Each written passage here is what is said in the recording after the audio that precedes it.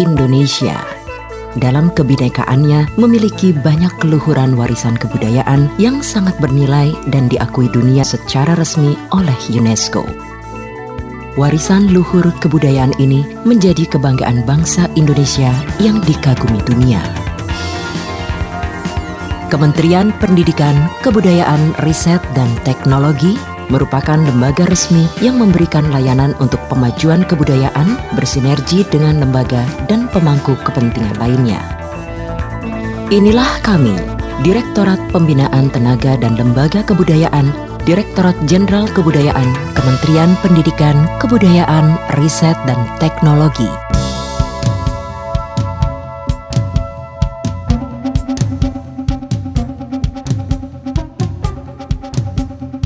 Direktorat Pembinaan Tenaga dan Lembaga Kebudayaan merupakan salah satu satuan kerja yang berada di bawah Direktorat Jenderal Kebudayaan yang fokus melakukan berbagai layanan kepada para pelaku dan lembaga kebudayaan.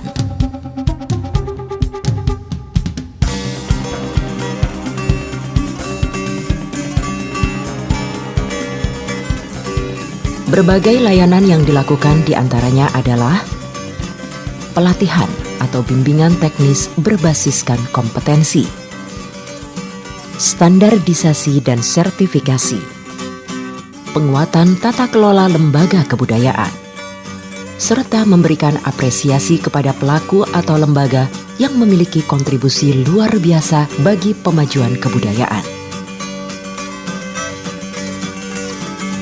Dalam upaya untuk meningkatkan kompetensi para pelaku budaya, maka perlu dilakukan berbagai kegiatan pelatihan dan bimbingan teknis agar kualitas karyanya semakin meningkat dan pada akhirnya mendapatkan apresiasi dari masyarakat luas. Pelatihan dilakukan secara sistematis dan berbasiskan kompetensi, sehingga dapat dilanjutkan dengan kegiatan sertifikasi profesi.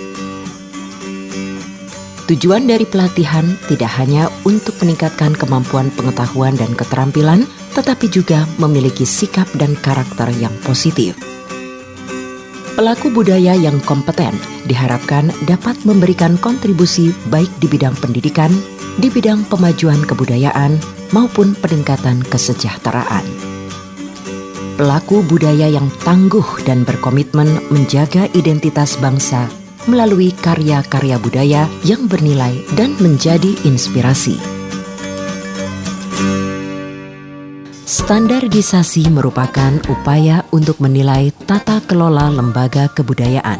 Identifikasi ini merupakan peta fakta yang sangat bermanfaat sebagai rujukan bagi peningkatan tata kelola lembaga. Adapun aspek-aspek yang dinilai meliputi sumber daya manusia, sarana dan prasarana, pengelolaan koleksi atau properti, pengelolaan keuangan, perencanaan dan program, dan jejaring atau pelibatan ekosistem budaya. Sertifikasi merupakan layanan yang dilakukan oleh Lembaga Sertifikasi Profesi P2 Bidang Kebudayaan, Ditjen Kebudayaan, yang didukung penuh oleh Direktorat Pembinaan Tenaga dan Lembaga Kebudayaan dan bekerja sama dengan Badan Nasional Sertifikasi Profesi. Direktorat Pembinaan Tenaga dan Lembaga Kebudayaan menyusun berbagai dokumen penting yang menjadi rujukan utama kegiatan sertifikasi, mulai penyusunan peta okupasi profesi bidang kebudayaan, Standar Kompetensi Kerja Nasional atau SKKNI Profesi Bidang Kebudayaan, Kerangka Kualifikasi Nasional Indonesia atau KKNI Profesi Bidang Kebudayaan. Adapun bidang-bidang yang disertifikasi meliputi cagar budaya, museum, sejarah, film, seni, tradisi. Direktorat Pembinaan Tenaga dan Lembaga Kebudayaan menyelenggarakan kegiatan apresiasi bertajuk Anugerah Kebudayaan Indonesia. Merupakan upaya pemerintah untuk memberikan apresiasi bagi pelaku atau lembaga yang memberikan kontribusi dan prestasi yang penting di bidang pemajuan kebudayaan dan berdampak besar bagi masyarakat luas. Apresiasi tidak hanya berupa penghargaan, tetapi juga berupa kegiatan kerjasama dan penguatan tata kelola lembaga kebudayaan sehingga diharapkan para pelaku dan lembaga kebudayaan dapat meningkatkan prestasinya dan kontribusinya dalam pemajuan kebudayaan sesuai dengan kompetensinya.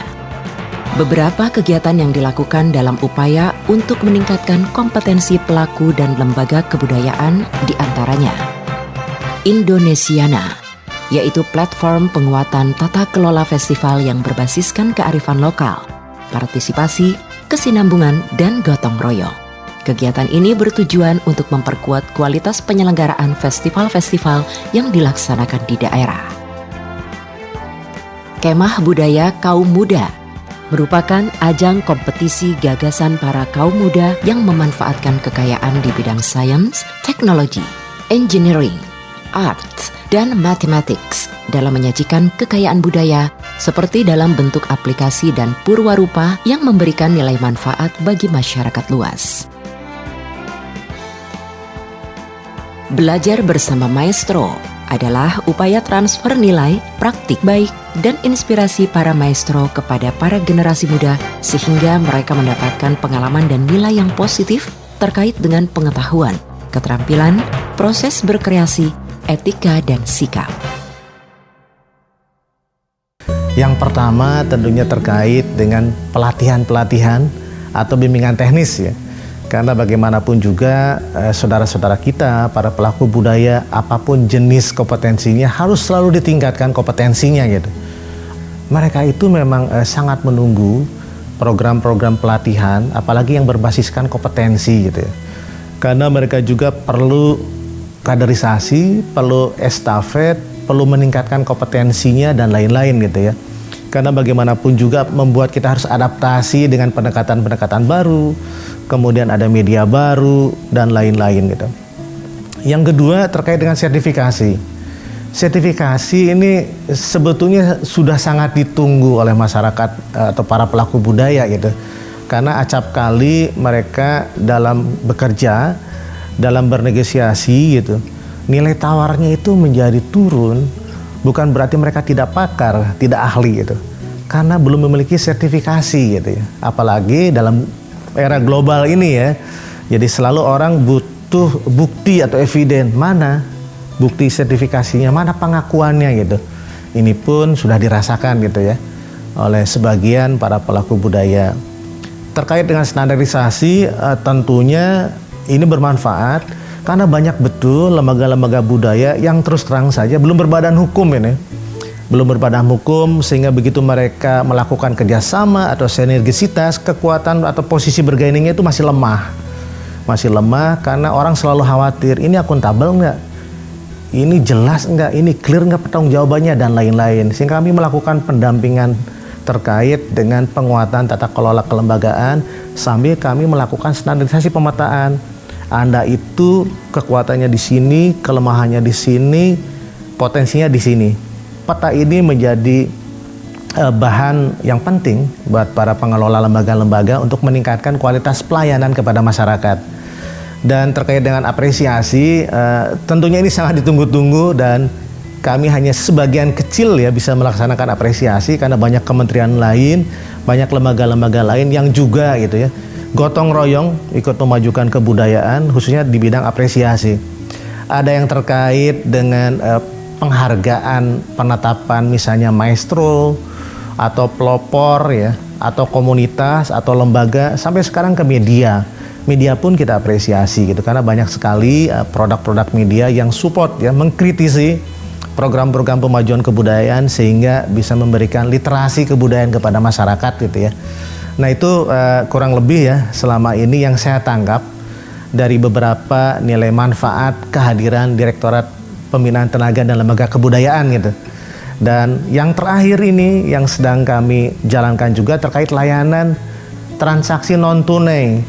Sudah waktunya para pelaku budaya juga diberi akses untuk paham dan memanfaatkan KRIS ya, transaksi non tunai. Jadi kita kasih akses kerjasama dengan bank gitu, kemudian kita verifikasi datanya, kita lihat produknya untuk seniman-seniman yang mungkin belum terkenal gitu. Kalau yang sudah terkenal cukup portofolio gitu, dan kita arahkan ke bank-bank terkait agar diterbitkan KRIS-nya, QR code-nya sehingga orang bisa mengapresiasi dengan jempol dan gawainya gitu. Tinggal di-scan, mau kasih berapa, apresiasinya dalam bentuk apa itu silahkan gitu ya.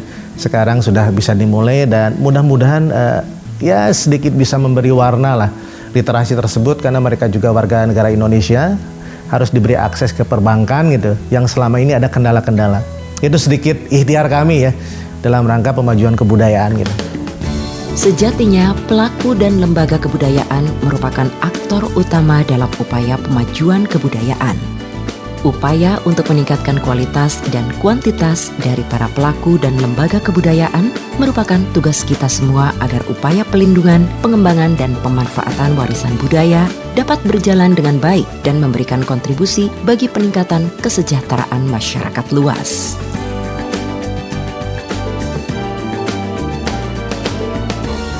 Saya ingin berterima kasih kepada PLTK dan juga kepada LSP yang mencoba memberikan sebuah langkah tentang perbedaan melihat permasalahan, bahwa kemajuan ini rupanya menuntut ada kelayakan, ada sertifikasi dan setiap profesi, sehingga hal-hal yang tadinya hanya dalam bentuk pengakuan, yang dalam bentuk pengakuan tidak tertulis, nah sekarang ada secara administratif, pengakuan itu juga disahkan oleh pemerintah. Nah, untuk itu saya merasa bukan berarti sertifikasi ini mempertanyakan diri saya, apakah saya itu mampu atau tidak. Sebab biar bagaimanapun prestasi itu juga dijadikan ukuran. Nah, melihat yang semacam itulah tidak perlu memiliki pemikiran yang salah tentang sertifikasi, karena sertifikasi ini bukan berarti tidak mempercayai kemampuan kita, tapi justru memberikan semacam kejelasan administratif bahwa pada sesungguhnya kita lahir dari sesuatu tata lingkungan, tata pemerintahan yang memang memiliki kejelasan administrasi. Nah, pasti kita dalam sertifikasi ini memiliki data-data tertentu, dan data-data itulah nanti yang akan memudahkan kita dimanapun kita berada untuk berkarya. Ini waktunya kita sadar, pemerintah dan masyarakat harus bekerja sama. Nah, inilah kontribusi warga negara dan kewajiban dari pemerintah untuk bisa memberikan kemudahan, kebahagiaan, dan kemajuan dan pengakuan. Seneng banget sama Kemendikbud yang selalu punya peran penting untuk kemajuan seni budaya, termasuk dari segi pendidikannya. Ketika gue sebagai musisi dan budayawan itu terus memajukan budaya Betawi, gue juga harus punya rumah yang terus melindungi, rumah yang terus mengayomi, rumah tempat belajar untuk terus memajukan seni dan budaya, biar lebih oke lagi, biar lebih keren lagi. Karena kalau sesuatu yang terarah, itu pasti juga tujuannya akan cepat sampai. Jadi gue ngerasa Kemendikbud ini adalah rumah bagi para musisi dan budayawan untuk memajukan seni dan budaya kita, bukan hanya dikenal di Indonesia, bahkan dikenal di mancanegara. Seniman memang kadang tidak ternilai, bahkan tidak bisa dinilai. Tapi ketika ada sertifikasi, itu yang tadi saya bilang, ketika seni dan budaya berpendidikan, terus juga ada sertifikasinya, itu jelas kita mau dibawa kemana, mau arahnya kemana. Jadi seniman kita juga terarah untuk lolos sertifikasi menjadi seniman dan budayawan yang oke dan keren di Indonesia, dan bisa menjadi barometer untuk seni dan budaya bisa tersebar luas ke luar negeri. Jadi standarnya jelas gitu dan diakui gitu. Dengan minimal ini sejak dibantu Kemendikbud itu wah luar biasa gitu, jadi lebih sejahtera daripada di jalan. Rasanya wah seneng banget sumpah itu nggak bisa diungkapkan dengan kata-kata itu. Soalnya lebih asik sih ya, apalagi yang baru ini dengan adanya PRIS itu kan nggak cuma dari satu akses kayak dulu kan kita pernah tapi satu akses kan, tapi kalau sekarang tuh bisa dari berbagai macam e-wallet, jadi nggak cuma satu kan PRIS itu untuk semuanya. Jadi wah, orang itu kan pakai dompet digitalnya kan beda-beda ya, buat mereka ingin apresiasi ke kami, ya udah jadi nggak ada batasan. Luar biasa peranan besar dari Kemendikbud kan, sampai seragam yang saya pakai aja kan gitu. Harapan saya kita semoga terus dikasih kepercayaan buat mengisi ruang-ruang publik. Saya sampaikan ucapan terima kasih yang luar biasa kepada Kementerian Pendidikan, Kebudayaan, Riset dan Teknologi, dan khususnya lagi Direktorat Pembinaan Tenaga dan Lembaga Kebudayaan, Direktorat Jenderal Kebudayaan. Saya merasa bangga kami punya Bapak yang saya kira ini akan sangat berperan untuk mempertahankan budaya kita, budaya Indonesia. Hatur nuhun.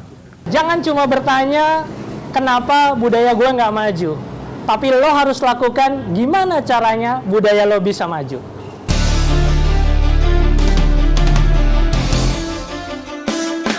Direktorat Pembinaan Tenaga dan Lembaga Kebudayaan hadir melayani dengan sepenuh hati demi bangsa Indonesia yang maju dan beradab.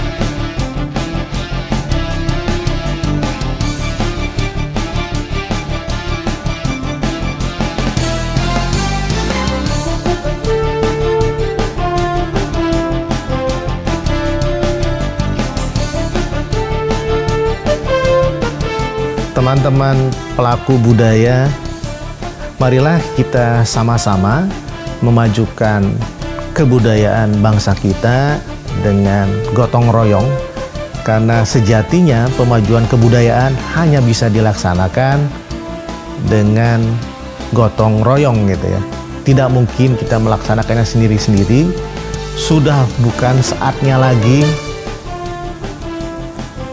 autis ya, tetapi kita saling melengkapi, kolaborasi, sehingga akan muncullah ide-ide kreatif yang menjadi identitas dan ikon bangsa Indonesia.